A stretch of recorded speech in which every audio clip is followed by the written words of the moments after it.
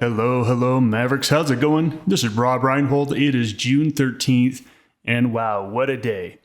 Now, over the weekend in our trading video, we said that we think the markets are going to get really killed early on in the week. Now, I thought it was going to be over 2 days, Monday, Tuesday, and I think the market just decided to get it all out of the way first. So there was a ton of news today. So markets got crushed. The cryptos were absolutely decimated. Bitcoin down 15%, a lot of the others down 20, 30%. Remember, this is on top of them already losing 60, 70% of their value. There was a Bitcoin brokerage named Celsius that paused withdrawals. So what that means is people put their money on deposit there. And the business model of this company was that they would take those customers' deposits and they would lend them out and earn an interest rate on it and then pass some of that interest rate back to the person that deposited their cryptocurrency there. Here's the problem. This is like a bank freezing withdrawals, saying, hey, no one can withdraw money right now. That is such a bad sign. What that means is the bank doesn't have the money to give to the people. So that's what this means. It means that this company doesn't have all the money to give back to the people that made their deposits. This is why in our currency division, we always talk about the risks of these brokers and how you want to go with the biggest ones, with the ones that have the most insurance and protection, because these are not SIPC insured deposits. And so crypto just keeps getting crushed. We saw the VIX jump. And so the S&P isn't officially in a bear market. Now, a month ago, we dipped below 20% and then we closed above that. So it wasn't technically a bear market. This time, there is no question we are in a bear market. One other thing to go over was the Wall Street Journal in the middle of the day announced that they have good sources that the Fed is considering a 75 basis point move on Wednesday, which the market really didn't like. That sent the 10-year bond all the way up to 3.4%. So take a look at the damage that has been done over the last 3 days. If you take a look at this, this is almost 10%. I actually think it is more than 10% in 3 days. This is getting absolutely decimated. And I haven't seen moves like this. Look, we saw moves like this during COVID. I saw moves like this in 2008. These are really big moves. And these are always going to be happening in high volatility. As you can see here, we broke through any support. We just broke through it.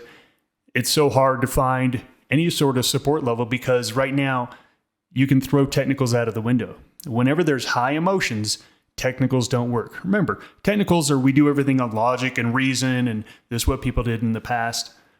Right now, it's just panic, just absolute panic. So do not count on any technical indicators or support and resistance levels to mean anything right now. They just don't when markets do this.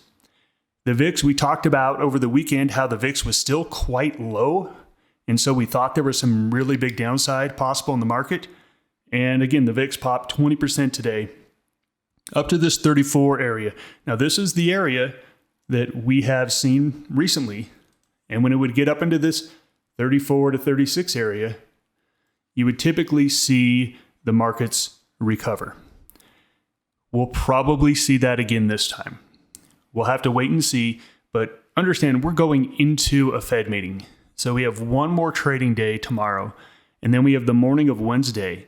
And that Fed meeting is either going to send the market significantly lower, or it will somehow rescue the market. I have no idea which one it's going to be. What I do know is the more the market is down before the Fed meeting, the more likely it is that the Fed is going to cause a bounce. And vice versa. If we get a big bounce tomorrow, I'm going to now kind of change that and say, oh, okay, well, the market recovered. There's not a lot of pressure on the market. The Fed probably disappoints. But we'll talk about what we see happening the rest of the week. Today was a absolutely terrible day. 91% of all stocks went down today. Only 6% of stocks went up. And it was like 20-1 down volume to up volume. Those are numbers that you will hear a few times in your life. That's it. That's how bad today was the volume was just absolutely incredible to the downside. We typically get these kind of moves when markets are in free fall, but we also get these kind of moves near the bottoms of market free falls. Now look, I am not calling a bottom here.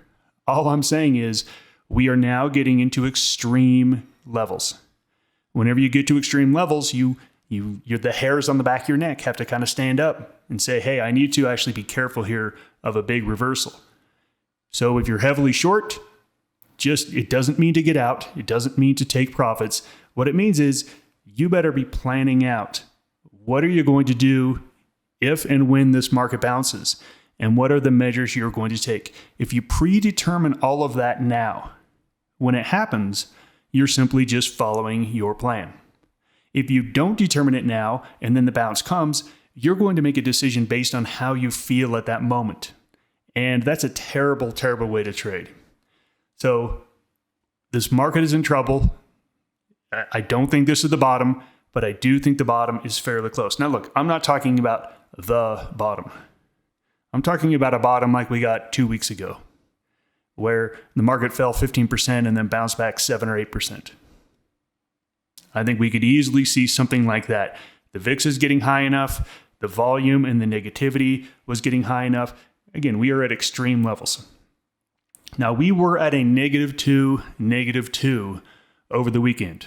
So that was our call that the markets were moderately bearish and that we were going to have a down week this week. The only thing that didn't give us a -3 was this moving average. This moving average was still sloping upward.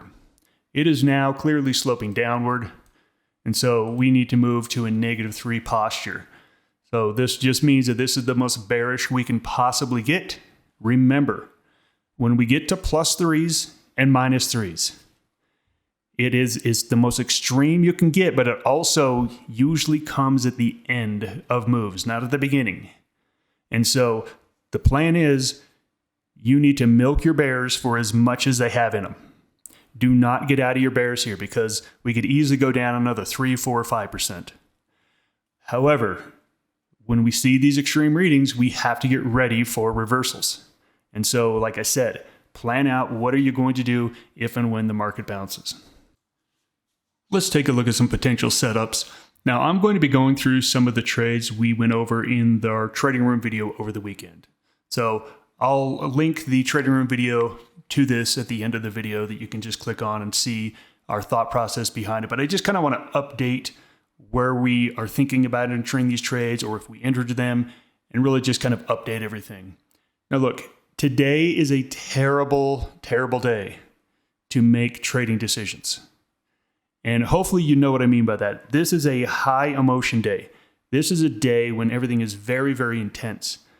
And your possibility of making a trading mistake on days like today are very high. And so I don't really like to enter trades on days like this, but let's talk about some of them that did trigger and that we did enter. Now this is one on the long side, and there is just not much to go on the long side. We talked about how utilities were holding up okay. Utilities got absolutely crushed today. The rise in bond yields and the weakness in the markets took these things down huge. So we were looking at NRG. We were looking at this thing pulling back and coming down into like the 42 area. And we talked about, okay, this is the area where we probably should see a little bit of a bounce. We got the moving average there. As I said earlier, this kind of market doesn't care about technicals. It doesn't care about support and resistance. It doesn't care what the MACD says. It doesn't care about your Bollinger Bands. It doesn't care. This is not running on logic and reason. This is all emotion. And not just emotion, but this is also forced liquidation. People that didn't want to sell, they're being forced out and just sold into the market. Now we are getting into this pretty serious support level here, right around this 41. So I was waiting for this thing to pull back, not just to this level, but I need to see a bounce happen at this level. At this point, there is absolutely no bounce. There is nothing. I need to see like a doji candle tomorrow. Let's say we get a doji candle tomorrow, and then maybe on Wednesday, we can get up candle. Okay, now I'm interested in taking a position. And the position we talked about was the 40-45 bull call spread for July. we have no idea what's going to happen. This thing could just keep falling. And if it keeps falling, then it's not a trade. It's just a trade that we did the work on. We looked at it. It didn't do what we thought it was going to do. So we just walk away and go find a different one. But this one is getting into some interesting levels down here in the 41 area. If it doesn't hold here, just throw this one away because this thing is not going to hold. We had plenty of shorts on the list over the weekend, and they all triggered. Every single one of them triggered. And so in the mornings, if you got short, it was a great day. Meta gapped down about 2 or 3%. But as you can see here, that didn't matter. We talked about how major this support level was that it broke. And once it broke it, this thing is really in some trouble here. So we gapped down and we still were able to close another 3 to 4% lower off of the opening price. So we had the 165, 170 for Friday. This thing is looking really good right now on a bear call spread. Other one we had was Berkshire Hathaway. Berkshire Hathaway gapped down. Now look, I do have some rules, and this one triggered one of my rules. I take the ATR, and if it gapped down or up more than 2 ATR, then it's a no trade for me. So this one gapped too much, and it was a no trade. But you can see here, this thing is just getting crushed. All the financials got absolutely crushed today. The big banks, JP Morgan, Wells Fargo, Morgan Stanley, they were all down 10 to 15%. That's just an ugly, ugly tape. Another one that triggered but violated my rule as well was Coinbase. Coinbase opened down over 20%. Now here is something that's interesting here on Coinbase. They bought it. You can see here, it gapped down so far that they bought it. So what this is telling me that there is a level where either shorts are going to cover or buyers are going to buy into Coinbase, and we found it. Now, by no means am I bullish Coinbase at all. I am extremely bearish. What this is telling me right here is that, okay, this level held. I would love to see a rally up to 60. If we can get a rally up to 58, 60, somewhere in here, and again, get that reversal where it turns, I absolutely will take a trade on this. But right here, right now, with this gap and buy, I'm a spectator. I'm going to watch this thing, and if it gets up into the 58 and starts to turn back over and the market still look bearish, I'll enter a trade on that one. So let's talk about tomorrow, because this is what I really wanted to spend the most amount of time. As I said, today is a day to manage your positions, and it's very difficult to enter good positions on this high intensity emotional day. For me, I just simply manage positions and kind of sit back and wait. So let's talk about tomorrow. Right now, we are in a market condition that's bearish with rising volatility. What strategies do well on those? Well, long puts, because again, we get the delta on bearishness, but then we also get the rise in volatility. Now remember, we looked at that VIX, and that volatility is getting up into the area where it typically falls. So long puts at this point are no longer great. They're actually not a good trade because we're buying at high volatility. We would need that volatility to go higher for it not to hurt us. I think we're pretty close to that volatility starting to turn back down and go lower. If you're looking at a very short-term trade, like a 1 or a 2 day trade, sure, knock yourself out. I think the volatility is going to continue to rise over the next few days. But if you're looking a week, 2, 3 weeks out, I think you want to be doing Vega neutral vertical spreads. If you don't know what that is, I'm sorry. Basically, we are taking out volatility out of the equation by doing an at-the-money vertical spread. So one of the options will be in the money, one of the ones will be out of the money, the equal amount. That gives us no Vega exposure on this. So if volatility does come down, it will not hurt our trade. Again, this is all the stuff, professionals, we do this all the time. It's just a little bit higher level here of trading. Tomorrow, most likely candle is a Harami. Now look, we had a good earnings report from Oracle after the bell. Oracle was up about 8%. The futures were trading up about 0.5% off the bottom of the close. Regardless, the most common candle you get after a big expanded range candle is the Harami candle. Now, the Harami candle, Harami means pregnant or expecting in Japanese. And what happens is you get this little candle and it happens in the lower half. Now look, if this was an up candle, we'd get the exact same thing on the upside. We typically get one of these. I expect we're going to get one of these candles tomorrow. It's the most common candle you see after a big expanded range candle. And with this earnings from Oracle, I think it could give the market a little bit of a floor tomorrow. So most likely this is what we're going to see. And remember, there was a Fed meeting, a major Fed meeting on Wednesday. And right now they don't know if it's going to be a 0.5% raise or a 0.75% raise. You better believe that no one's going to stick their neck out and be aggressively buying tomorrow. The question is, did the selling exhaust itself today? I guess we'll wait and see, but I think we're going to get more of an equilibrium tomorrow of buyers or sellers.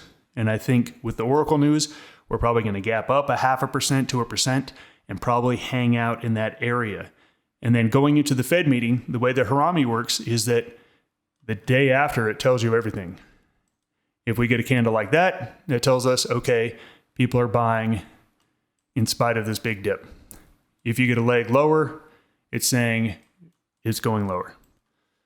So we will know the answer to this after Wednesday, but I think for tomorrow, I think you can see it's going to most likely be an inside day trading in that lower half of today's candle. Tomorrow we have PPI. It doesn't matter. It doesn't matter what the PPI comes out at. The Fed cares about the CPI and forward expectations, and those have already been announced, and those are all way too high. So tomorrow, I think it's going to be a much more mellow day, but I don't think it's a great bull market. I just don't think we're going to fall apart again. Remember, this is completely my opinion. I've been wrong so many times in my trading life that it doesn't even matter. We trade the market in front of us at Maverick, so we'll just simply adjust to whatever happens. Thanks for joining me. That is the Market Roundup. Goodbye.